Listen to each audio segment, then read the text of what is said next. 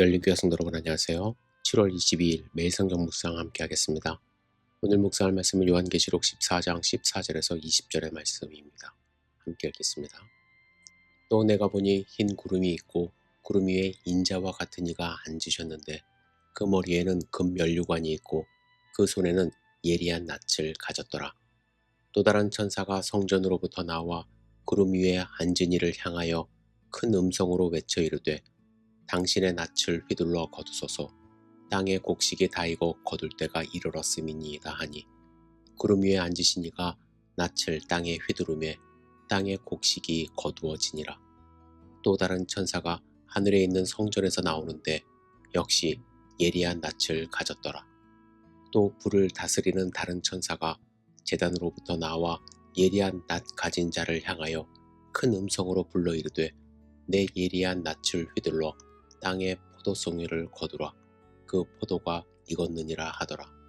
천사가 낯을 땅에 휘둘러 땅의 포도를 거두어 하나님의 진노의 큰 포도주 틀에 던짐에 성 밖에서 그 틀이 밟히니 틀에서 피가 나서 말 굴레까지 닿았고 1600 스타디온에 퍼졌더라. 아멘. 오늘 본문의 말씀은 마지막 때의 종말론적 수학과 심판을 묘사하는 부분으로 상징과 비유를 통해 하나님의 정의와 구속의 역사를 깊이 있게 나타냅니다. 14절에서 인자는 구름 위에 앉으신 이로 묘사되며 이는 다니엘 17장 13절의 환상을 떠올리게 합니다. 인자는 예수 그리스도를 가리키는 중요한 칭호로 인류의 구속을 위한 중심 인물로서의 위치를 보여줍니다. 그 손에 예리한 낯을 가졌더라는 구절은 주관적이고 결정적인 심판의 행위를 상징합니다. 여기서 낯은 수학의 도구로서 추수의 때가 다가왔음을 알리는 종말의 상징이죠. 또한 15절에 등장하는 또 다른 천사는 큰 음성으로 외쳐 이르되 거두소서라고 외칩니다. 이 장면은 구속사의 시계가 하나님의 정확한 때에 따라 정확히 작동하고 있음을 말씀합니다. 추수의 때가 이르렀다는 것은 하나님의 인내가 끝나고 공의가 실행될 시점에 이르렀다는 뜻입니다. 이는 마태복음 13장에 나오는 가라지 비유와도 연계됩니다.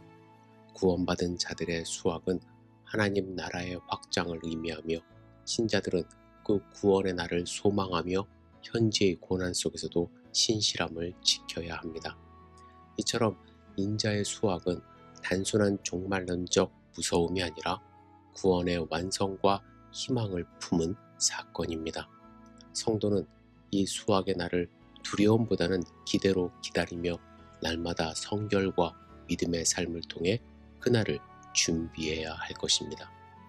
17절부터 시작되는 두 번째 수확은 성격이 좀 다릅니다. 또 다른 천사가 하늘에 있는 성전에서 나오며 예리한 낯을 가졌더라 말씀합니다. 여기서 이 천사는 하나님의 거룩한 명령에 따라 심판을 실행하는 자로 나타납니다. 이어 등장하는 또 하나의 천사는 불을 다스리는 권세를 가진 천사로 이는 하나님의 심판의 열기와 진노를 상징합니다. 불은 종종 하나님의 심판과 정화를 나타내며 여기에서는 포도송이를 수확하라는 명령을 통해 악인에 대한 하나님의 진노를 표현하고 있습니다. 18절에 보시면 그 포도송이를 거두어 하나님의 진노의 큰 포도주 틀에 던지라는 구절이 나오는데 이는 매우 강렬한 상징이죠.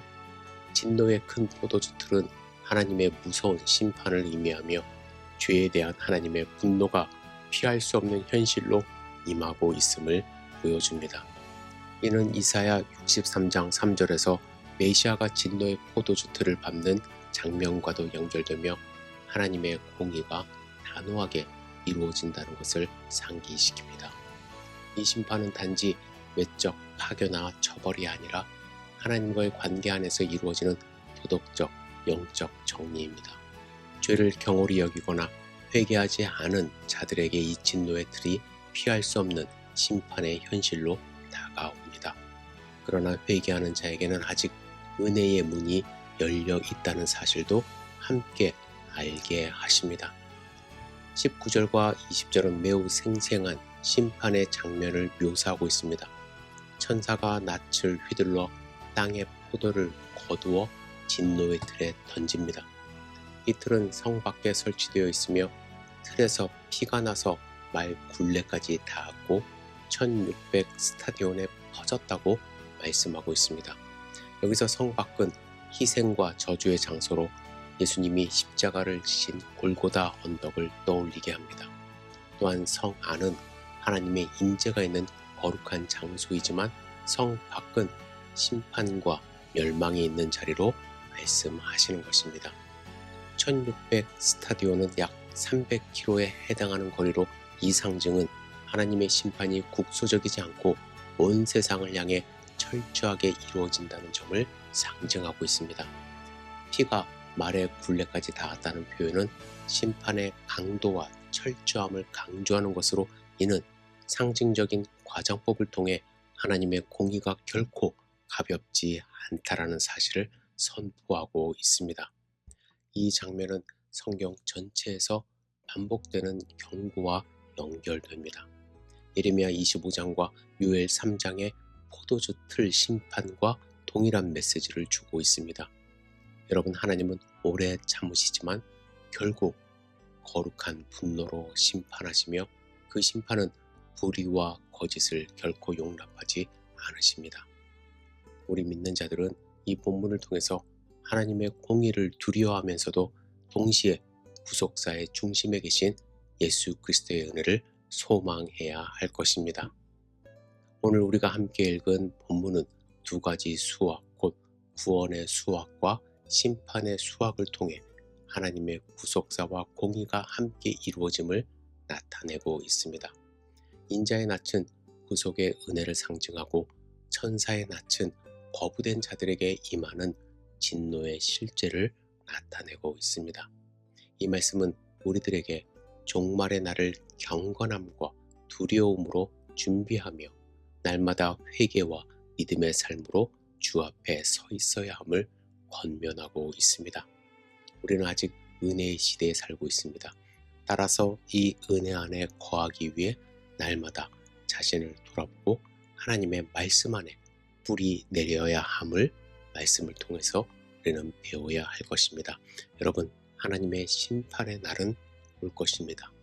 그 말씀을 여러분들 겸허히 받아들이시고 하나님의 말씀 안에서 오늘도 거룩한 하나님의 백성으로서의 삶을 살 수 있기를 주님의 이름으로 축복합니다. 기도하겠습니다.